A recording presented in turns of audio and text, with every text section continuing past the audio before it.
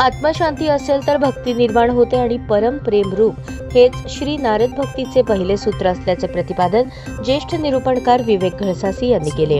महाराष्ट्र साहित्य परिषद शाखा दक्षिण सोलापूर आणि आर्यन क्रिएशन यांच्या संयुक्त विद्यमाने पूना गाडगिळ यांच्या सहकार्याने आयोजित विवेकाची अमृतवाणी या 3 दिवसीय दिवाळीपूर्व व्याख्यानात ते बोलत होते। प्रारंभी रोजगार हमी परिषदेचे महाराष्ट्र प्रदेश अध्यक्ष शहाजी पवार यांनी विवेक घळसासी यांचा पुष्पहार घालून स्वागत केले। त्यानंतर पहिल्या दिवसाच्या प्रवचनाला प्रारंभ झाला। लोकमान्य टिळक सभागृह अॅम्फीथिएटर मध्ये सकाळी 6:25 3 दिवस विवेकाची अमृतवाणी दिवाळीपूर्व निरूपणाचे आयोजन करण्यात आले असून पहिल्याच दिवशी रसिक श्रोत्यांची मोठी गर्दी होती। ईश्वराकडे पोहोचण्याचे भक्ती हे सुलभ साधन आहे। भाव शुद्ध असले की मधुरता आपल्या जीवनात येते आणि त्यातून प्रेम, ज्ञान आणि भक्ती समर्पण येते। प्रेम अनादि अनंत आहे असे सांगून त्यांनी काही उदाहरणे सांगितली।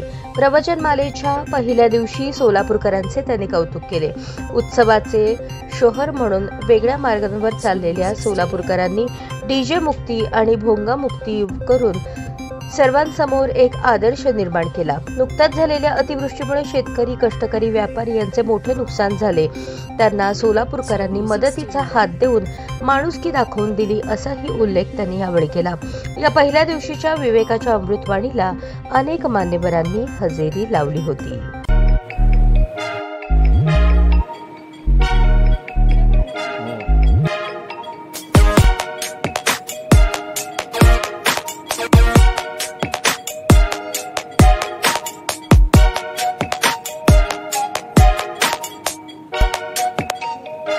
सोलापूर शहरातील सुप्रसिद्ध हॉस्पिटल म्हणजे सेंट्रल मल्टी स्पेशालिटी हॉस्पिटल मागील अनेक वर्षापासून सेवा बजावत आहे। 24 तास इमर्जन्सी सर्व्हिस, मॉडर्न टेक्नॉलॉजी, अनुभवी डॉक्टर्स तसेच अत्याधुनिक तंत्रज्ञान सुविधांनी सुसज्ज स्त्रीरोग प्रसूती विभाग, ऑर्थोपेडिक विभाग, मेडिकल विभाग आणि इतर एकमेव नाव म्हणजे सेंट्रल मल्टी स्पेशालिटी हॉस्पिटल।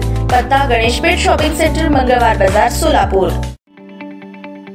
ताज्या बातम्या पाहण्यासाठी प्राईम महाराष्ट्र न्यूज चॅनलला सबस्क्राईब करा।